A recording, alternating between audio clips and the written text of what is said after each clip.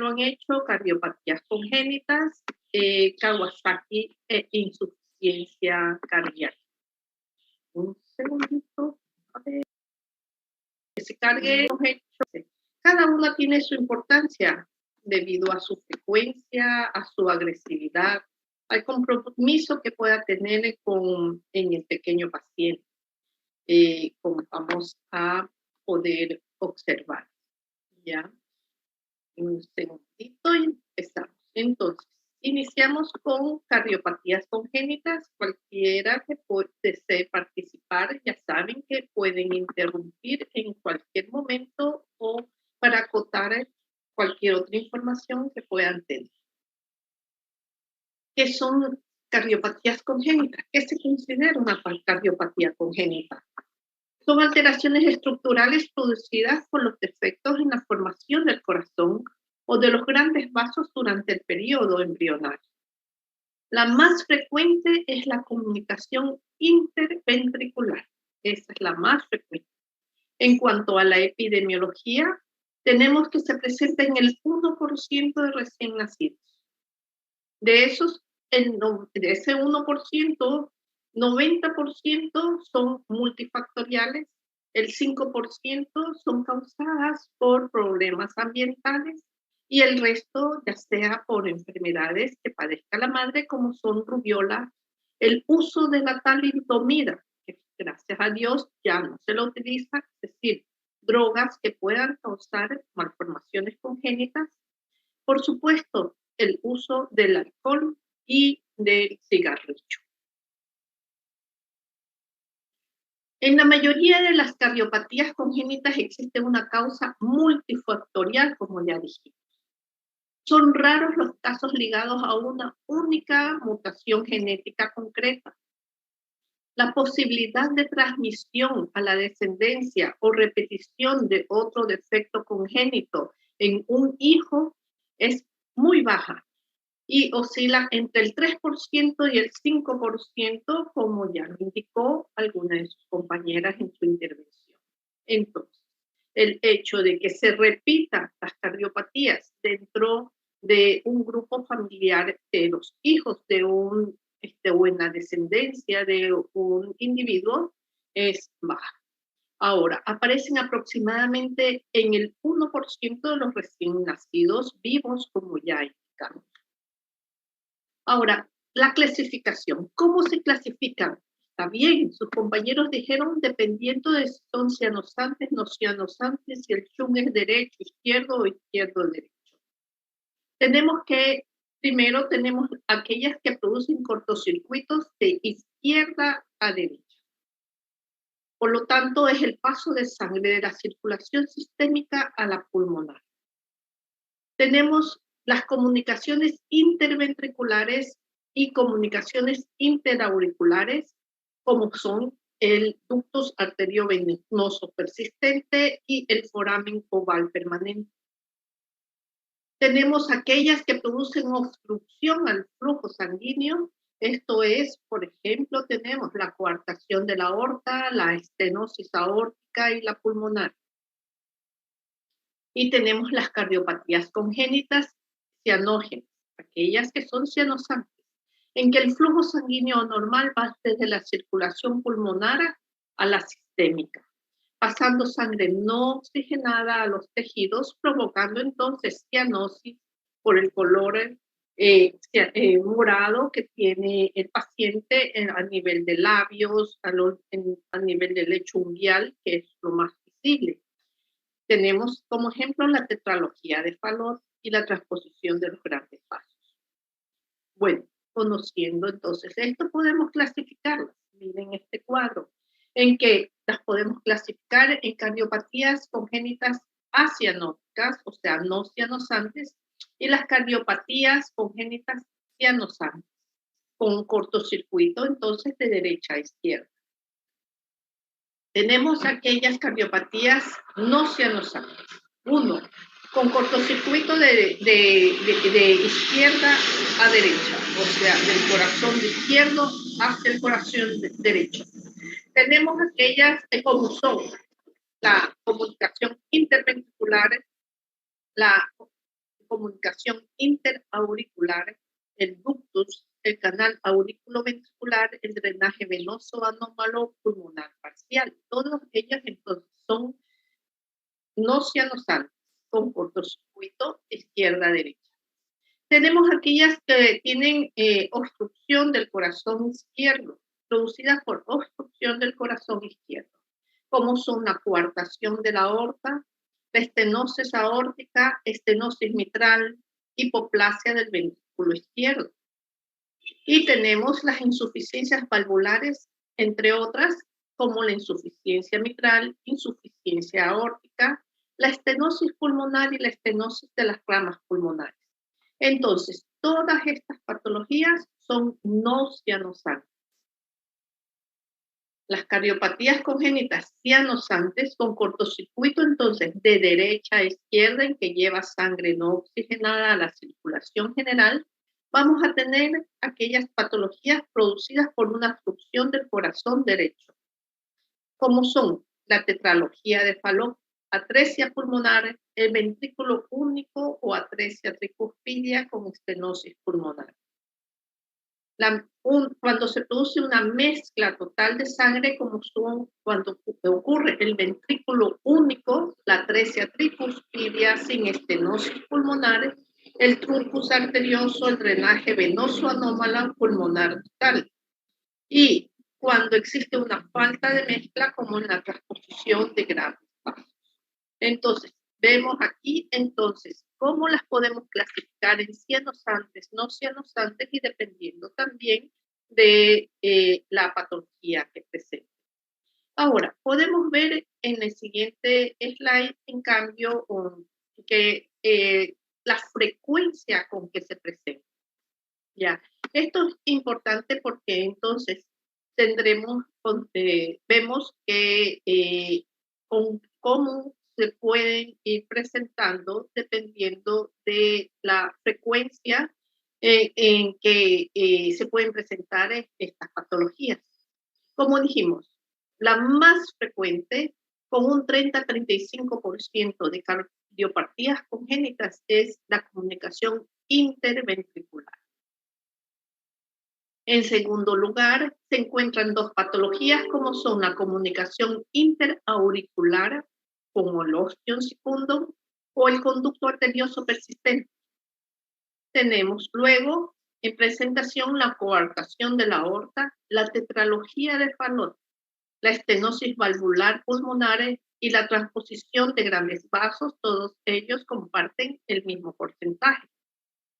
Menos frecuente será el ventrículo izquierdo hipoplásico, el tronco arterioso, el retorno venoso pulmonar anómalo y la atresia tricuspidia, así como también el ventrículo único y el ventrículo derecho con doble salida. Entonces, las que vamos en este momento a tocar durante la clase son las más frecuentes que podemos nosotros tener en los niños. Vamos a recordar, aquí está la anatomía del corazón. Tenemos el corazón derecho y corazón izquierdo, en donde ustedes conocen corazón izquierdo, como lo refirió su compañera, va sangre no oxigenada, que parte hacia los pulmones, regresa a el corazón izquierdo, que ya es una sangre oxigenada. La mezcla de los dos o el paso anómala de la sangre va a hacer que presente entonces cianosis o no. Perdón.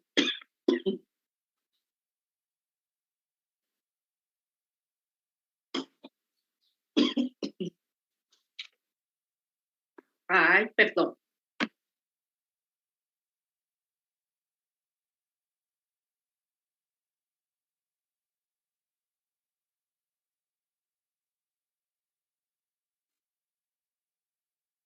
Vamos.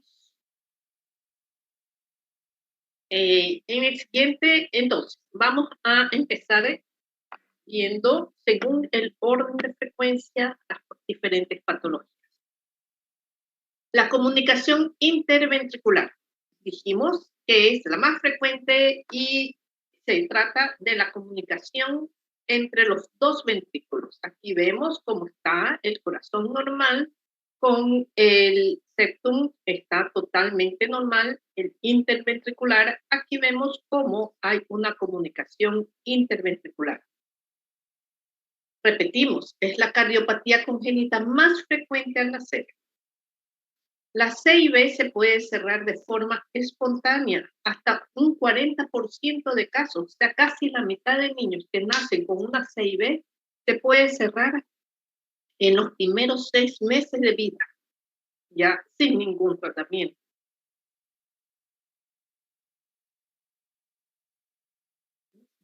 Tenemos que el defecto del septum ventricular interventricular membranoso es el más común o también muscular. Puede ser un defecto único, múltiple y de tamaño variable. Es la cardiopatía más frecuente en nacer y se produce un shunt de izquierda a derecha a través entonces del ventrículo y del septum que está anómalo. Esto, cuando la resistencia pulmonar desciende en el periodo neonatal, se inicia entonces el paso de la sangre del corazón izquierdo al derecho.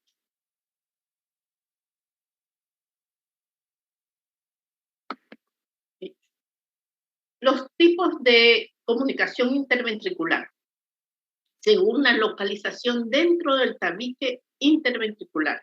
Entonces, vimos cómo era el tabique aquí, y según eso, según la localización, lo vamos a clasificar.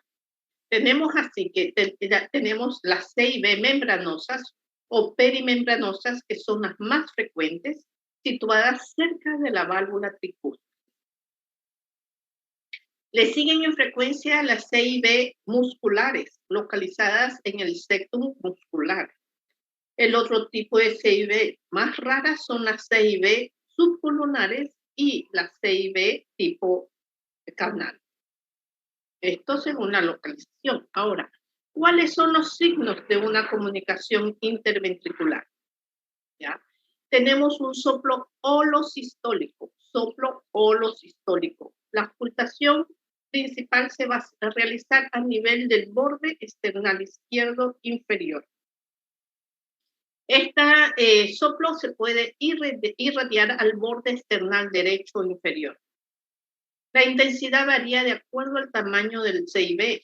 Defectos pequeños dan soplos más intensos. Mientras más pequeño el soplo, el defecto, es más alto la intensidad del soplo. Mientras más grande, se lo escucha con una intensidad muy baja. Es por esto que a medida que se va cerrando el defecto, vamos a ir escuchando más el soplo. No es necesariamente que está aumentando el problema, sino que ya está cerrándose el soplo y por el defecto. Y es por esta razón que muchas veces cuando recién nace el niño puede que no lo escuchemos porque el defecto es grande y produce un soplo muy bajo, muy poco perceptible, ¿ya? Y a medida que el niño va creciendo y ese defecto se va cerrando, puede que nosotros empecemos a escuchar. Ahora, los defectos muy pequeñitos, especialmente en el septum muscular, pueden ser audibles desde el recién nacido. Los defectos grandes pueden no ser audibles hasta que descienda la presión ventricular derecha y el shunt incremente. Ahora, en cuanto a los síntomas de la CIB, tenemos que los síntomas no dependen de la localización del defecto, sino del tamaño del orificio de la CIB. Cuando la comunicación es pequeña, suelen ser asintomáticos. Si es grande, puede provocar disnea en el paciente. Poco apetito, crecimiento inadecuado en los primeros meses de vida, sudoración profusa e infecciones respiratorias frecuentes. Síntomas que son muy frecuentes o son los que se van a presentar en todo niño con cardiopatía. Ahora bien, ¿cómo hacemos el diagnóstico de una CIB? Primero se sospecha por la clínica y la exploración física. Niño, por supuesto, detectar el soplo cardíaco. Y por supuesto, si se presentan los síntomas que ya dijimos, sudoración, cansancio o agotamiento al lactar, puede ser el crecimiento pondoestatural detenido, etc. El diagnóstico se confirma con el ecocardiograma Doppler, en el que se podrá visualizar la localización, el número y el tamaño de la CIB. Podemos utilizar un electrocardiograma en que existe hipertrofia ventricular derecha en la infancia. Los niños mayores puede haber hipertrofia biventricular o ventricular derecha. Y la radiografía, vamos a encontrar una cardiomegalia con incremento de la trama vascular. Por lo tanto, muy necesario el examen físico del paciente y realizar un ecocardiograma Doppler con el cual hacemos el diagnóstico. Bueno, nos ayuda también el electrocardiograma y la radiografía.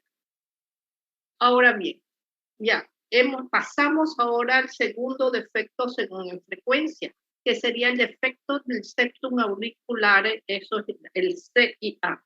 Aquí vemos entonces, aquí tenemos el septum en que existe la apertura del orificio a nivel de las dos, que comunica las dos aurículas y con paso de sangre de izquierda hacia derecha. Ahora, la incidencia es de 6.4 por 10.000 nacidos vivos. Es más frecuente en mujeres que en varones, con una relación de 2:1. Más frecuente es el tipo ostium secundo en la presentación. En cuanto a la etiología, ya la persistencia del orificio entre las aurículas izquierda y derecha que se cierra al poco tiempo de nacimiento. Esto es normal que debe existir antes del nacimiento del niño. Con el nacimiento ya del niño, con los cambios de presión, entonces se cierra esta comunicación. Existen 3 tipos. El tipo ostium secundum es el tipo más común de CIA.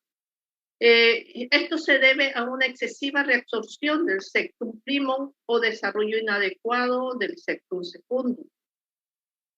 Tenemos el CIA tipo ostium primum, ya que se relaciona con una fusión incompleta del endotelio atrioventricular.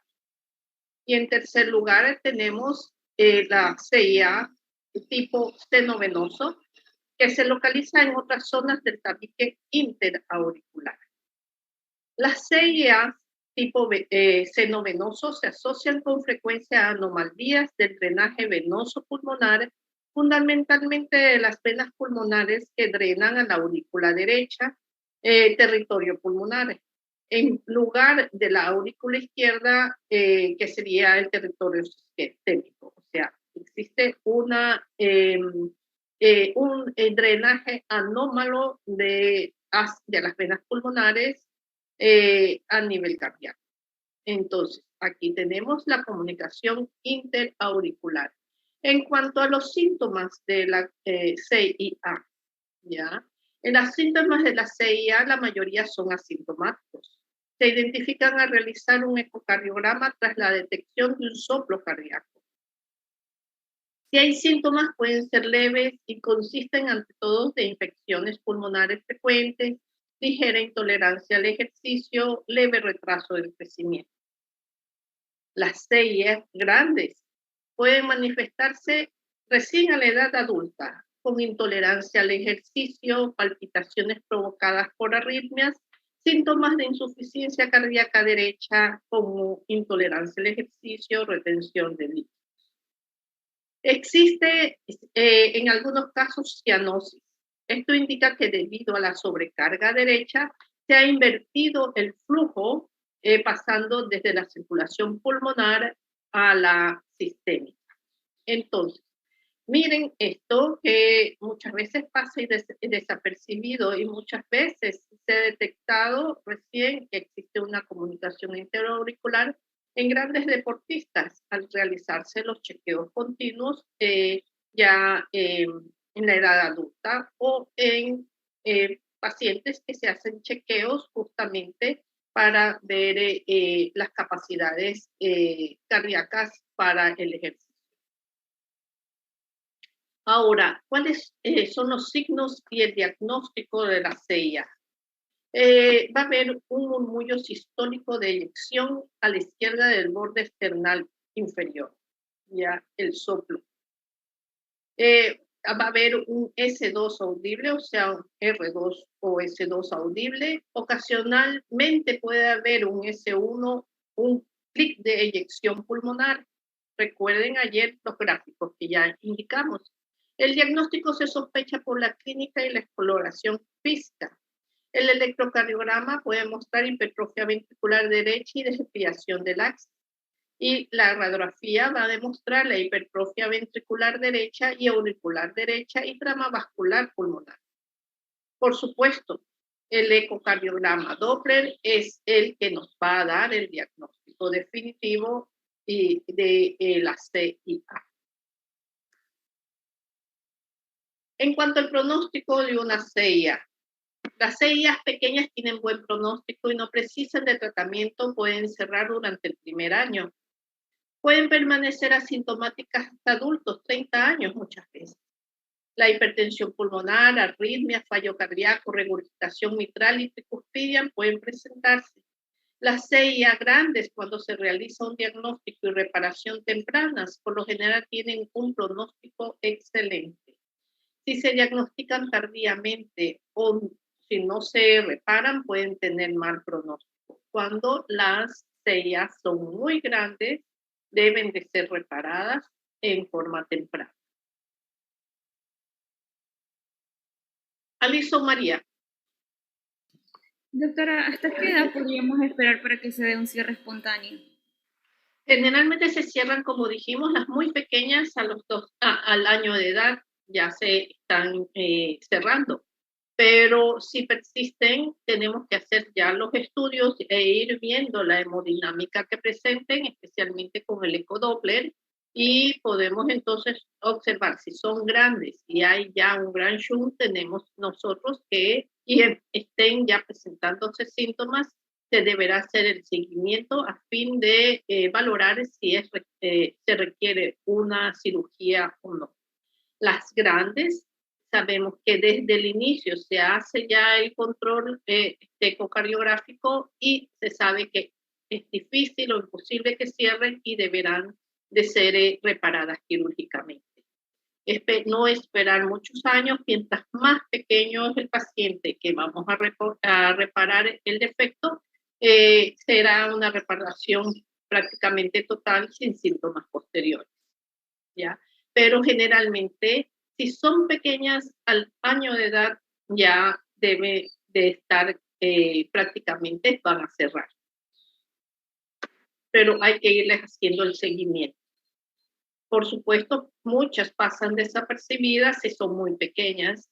Si ya son grandes, tendrán que hacerse el chequeo continuo y más, aún si es que se invierte el shunt y ya el niño presente cianosis y deterioro del estado general desde época temprana.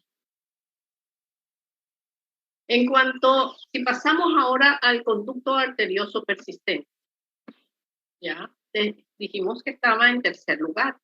Y ya algunos compañeros suyos también nos refirieron del conducto arterioso persistente. Tenemos aquí, miren, es este defecto. Normalmente existe antes del nacimiento, está presente para que haya el flujo sanguíneo durante el tiempo de vida fetal del niño.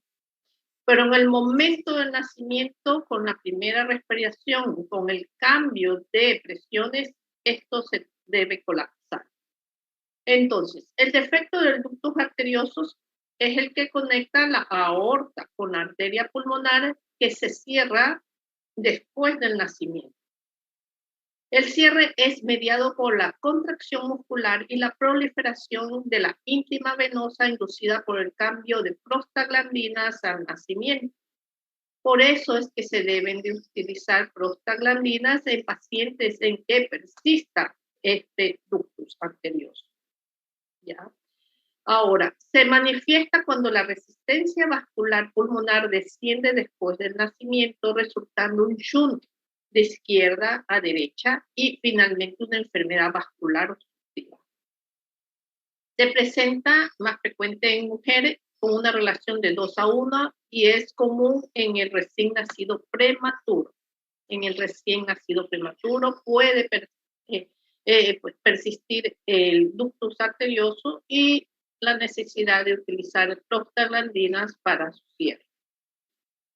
Ahora, en cuanto a los signos y síntomas, tenemos que varían según el tamaño del defecto. Cuando son pequeños pasan a ser asintomáticos, excepto por la presencia de un soplo. Cuando son moderados grandes, va a haber en el paciente taquipnia, disnea, poco apetito y crecimiento lento, sudoración profusa con las actividades, neumonías recurrentes. Como dijimos, todo eso es sintomatología cardíaca. Ahora, una característica en el patent ductus sería el soplo en ruido de maquinaria continuo en el borde superior externo izquierdo, máximo en la línea media clavicular. Es el signo clásico, es el signo diagnóstico de la existencia de un patent ductus. ¿Ya? El soplo en ruido de maquinaria, que es el sinónimo de la existencia de un patent ductus arterioso. Aquí lo vemos. ¿Cómo hacemos el diagnóstico de un patent ductus? Primero, clínico, con los hallazgos que encontremos en el pequeño paciente. Ante todo, ese ruido, ese soplo en maquinaria que lo vamos a escuchar fácilmente. El electrocardiograma realmente depende de la edad del niño y el tamaño del defecto. Puede haber una hipertrofia ventricular izquierda, hipertrofia auricular izquierda o hipertrofia ventricular derecha. En la radiografía vamos a observar una cardiomegalia, incremento de la trama vascular y arco aórtico prominente. Pero el diagnóstico definitivo es el de ecocardio doble. Ya lo repetimos, el ecocardio sería la primera forma de diagnóstico, ya que las otras no nos dan, sí, la posibilidad de existencia de una anomalía cardíaca, pero lo vamos a visualizar y diagnosticar definitivamente con el ecocardio. El pronóstico del patent ductus: puede haber el cierre espontáneo en el recién nacido a término en la primera semana de vida. Ahora, puede haber un cierre espontáneo en el recién nacido a término cuando completa, en el pretérmino, cuando completan la edad, muchas veces. Raro el cierre después del primer año. Ahora, defectos pequeños pueden permanecer asintomáticos con el riesgo de la existencia de una endocarditis. Por eso hay que estar siempre hacer examen cardiológico a todo niño. Pero generalmente, como ya dije, se cierra en la primera respiración del niño, se produce el cierre espontáneo del patent ductus. Puede permanecer hasta la primera semana en ciertos niños recién nacido a término, pero si ya el recién nacido es pretérmino o es muy severos los síntomas que presenta el paciente y que se presenten ya no solamente los síntomas, sino ciertas complicaciones, tenemos nosotros, si es grande, debemos de administrar los medicamentos que comprobado pueden cerrar el patent ductus. Por eso se utiliza en etapas tempranas, serían las prostaglandinas que hacen el cierre del patent ductus. También se utiliza el ibuprofeno, está escrito también. ahora, pero lo ideal es el uso de prostaglandinas. Otra patología que sus compañeros también ya nos refirieron excelentemente bien es la tetralogía de Fallot. Si realmente es una afectación poco frecuente ocasionada por una combinación de 4 defectos cardíacos que se presentan al nacer, ¿ya? Entonces, se va a caracterizar esta tetralogía de Fallot por el defecto de tabique interventricular, por una válvula pulmonar estenótica, el músculo cardíaco va a estar engrosado. Tenemos que la tetralogía de Fallot es una patología, una cardiopatía compleja. Y esta va a incluir una comunicación, acordarse siempre cuáles son los 4 criterios para una tetralogía de Fallot. Comunicación interventricular, siempre, comunicación interventricular. Estenosis de la arteria pulmonar. Tenemos la estenosis de la arteria pulmonar. A su vez, cabalgamiento de la aorta. Vemos aquí la aorta cabalgada que sale tanto de ventrículo derecho como izquierdo. La arteria aorta no sale del ventrículo izquierdo, sino que lo hace por encima de la comunicación interventricular, es decir, entre el ventrículo derecho y el izquierdo. Y por supuesto va a haber la hipertrofia del ventrículo derecho que está engrosado por aumento de la carga de trabajo. Entonces, acordarse siempre. Aquí están los defectos. Defecto 1, comunicación interventricular. Defecto 2, estenosis de la pulmonar. Defecto 3, cabalgamiento de la aorta. Y cuarto, por el exceso de trabajo, sería el músculo cardíaco del ventrículo derecho hipertrofiado. ¿Ya? Las 4 causas. Este defecto cardíaco se presenta realmente sin causas claras. No se tiene una razón por la cual cause la tetralogía de Fallot.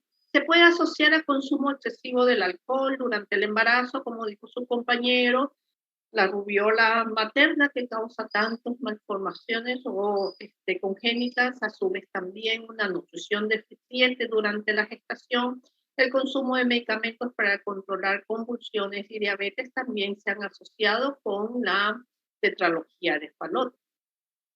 Puede haber una tetralogía de Fallot en cuanto a los síntomas que presenten, van a ser muy variables. Muchos niños pueden ser hasta asintomáticos inicialmente, o presentan cianosis desde el nacimiento o la desarrollan antes de cumplir el año de edad, con disminución de la tolerancia al esfuerzo.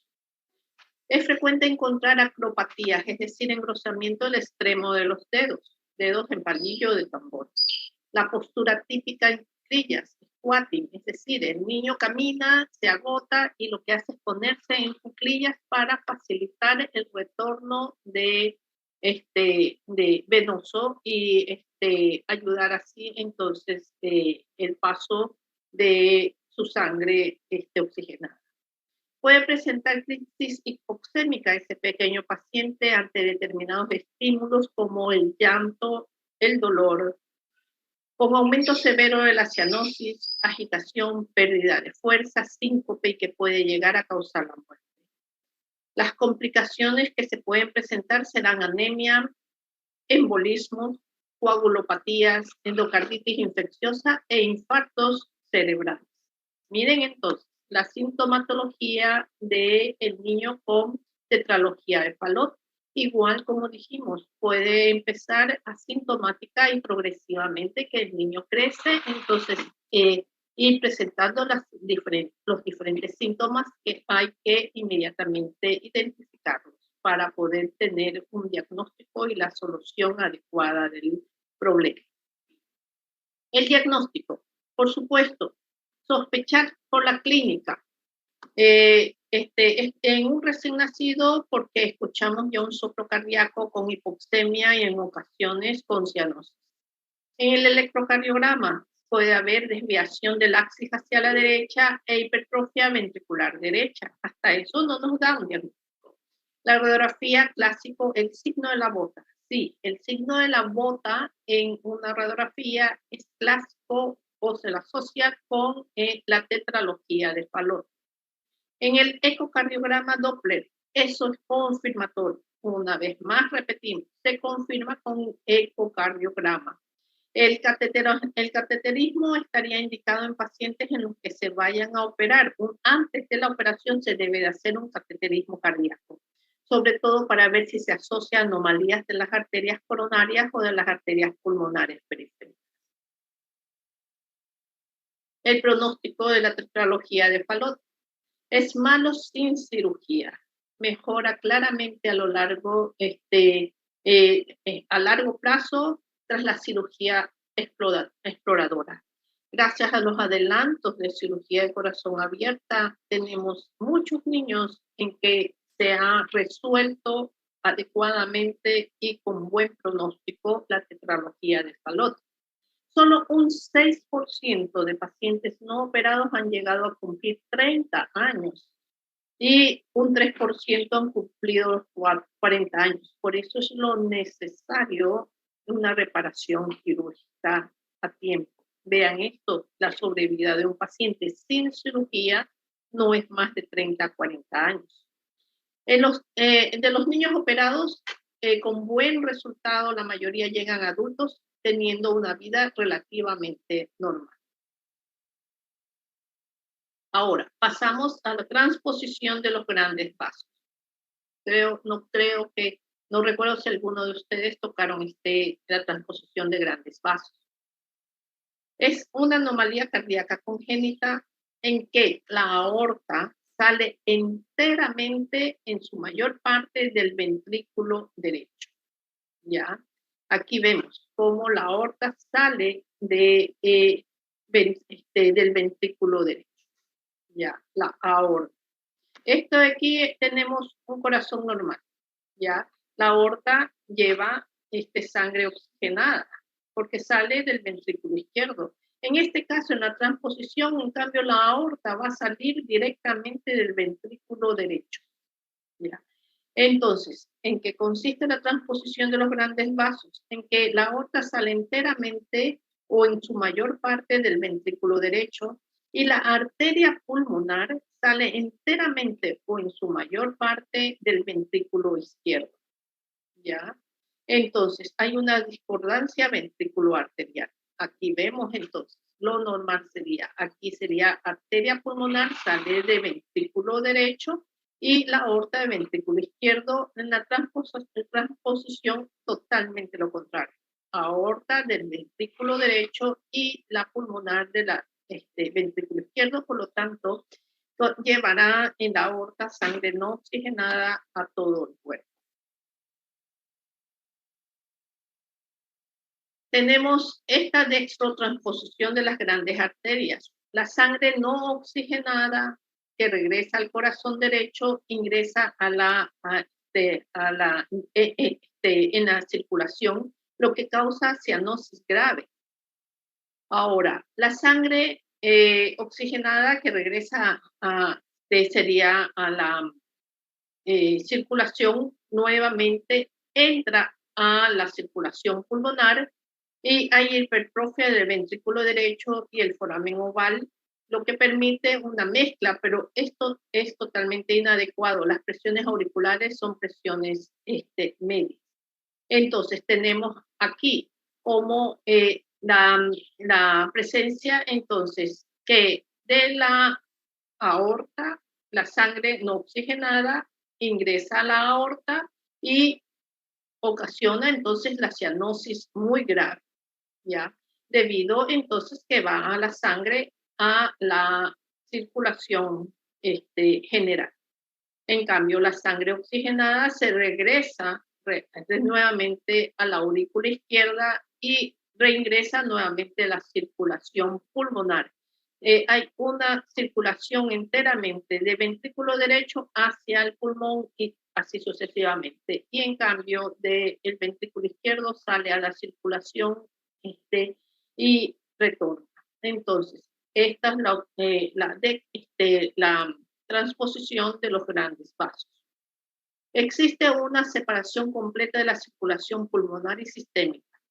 Es la causa más común de cianosis en el periodo neonatal inmediato, o sea, inmediatamente el niño presenta la cianosis.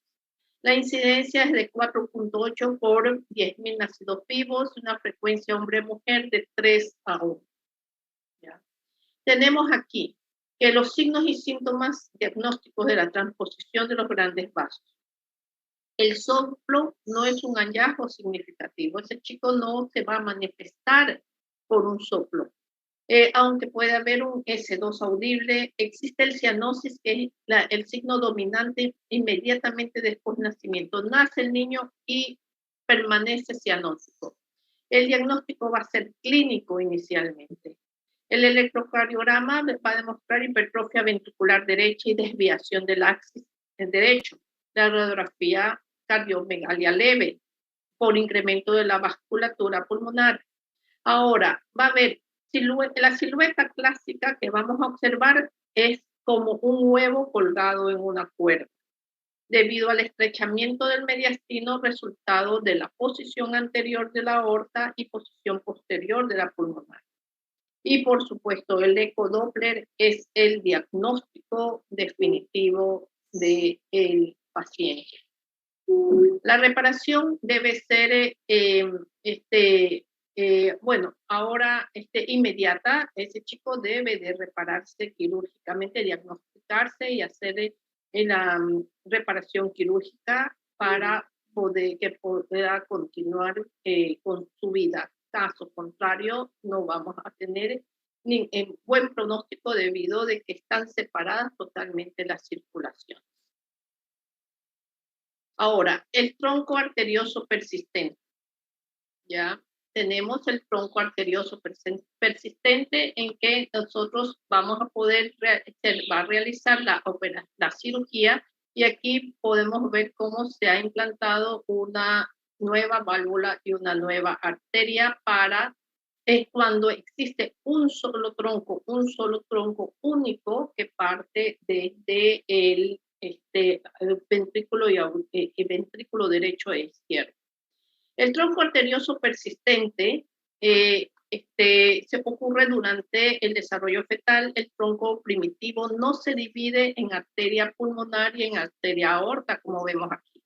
Está una sola, ya sea la arteria, la aorta y la pulmonar están totalmente unidos, reciben la sangre tanto de ventrículo derecho e izquierdo. ¿Ya? Ahora bien, tenemos que esto da origen a un solo tronco arterial de gran tamaño que cabalga sobre una gran comunicación interventricular de tipo de desalineación. Una mezcla de sangre oxigenada y desoxigenada ingresa a las circulaciones sistémicas pulmonar y coronaria. Los síntomas, por supuesto, va a ser cianosis e insuficiencia cardíaca, escasa alimentación, diaforesis y taquipnea.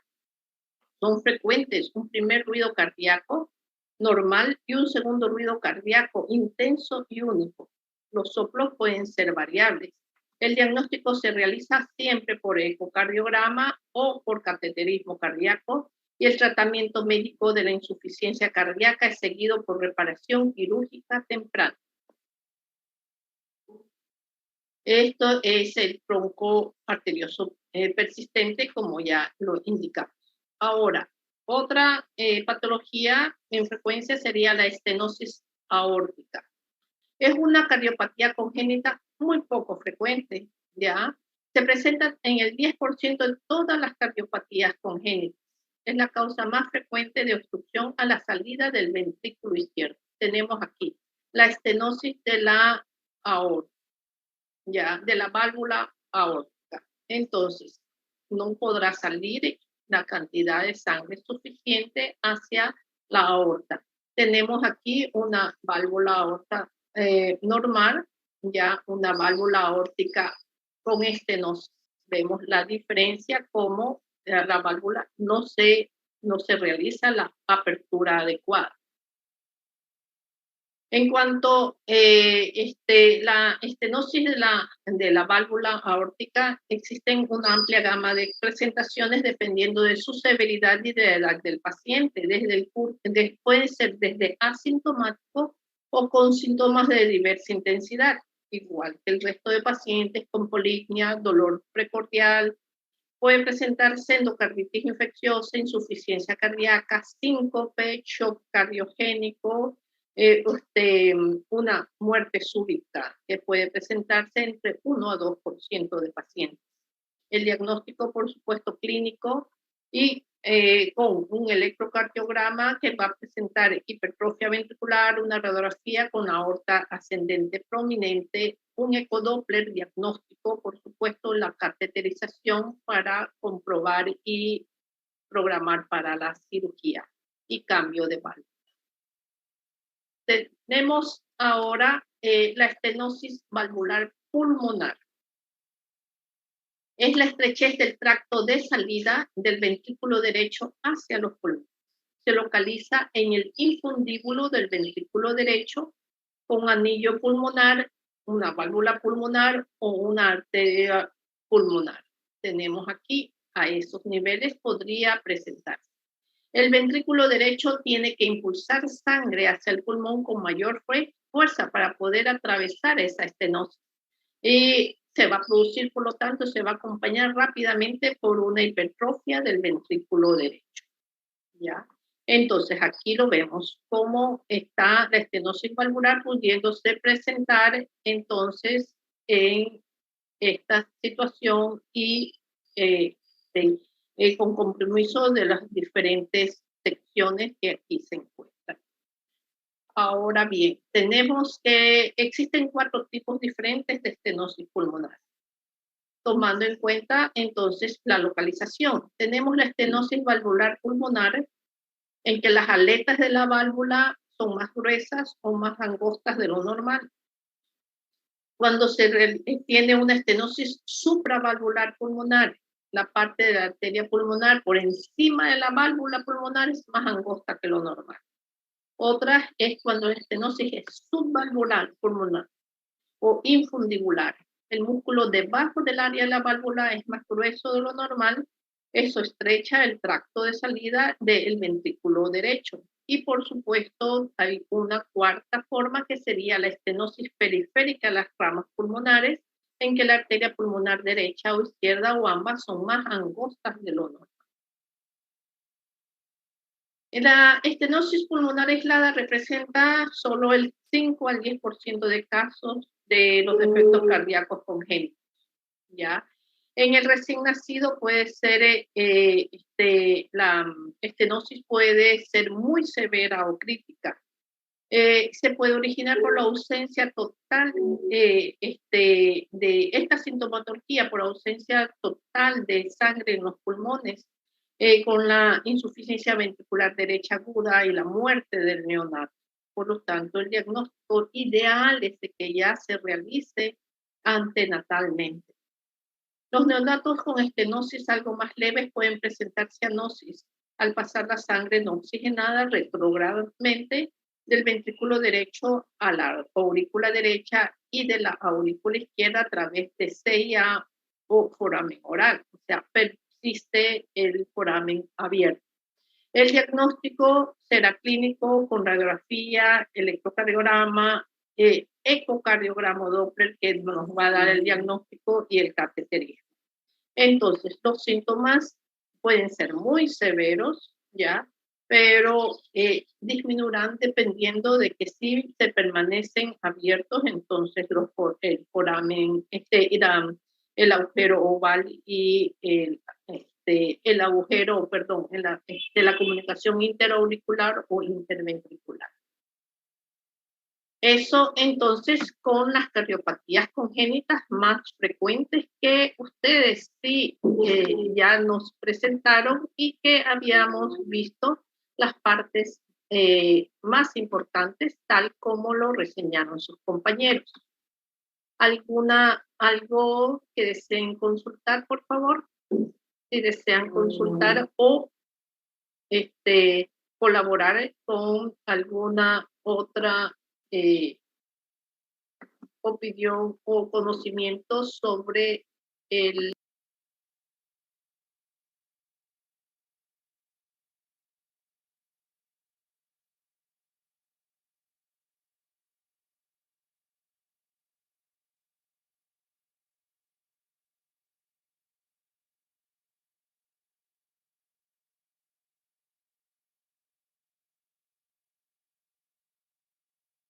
podido investigar sobre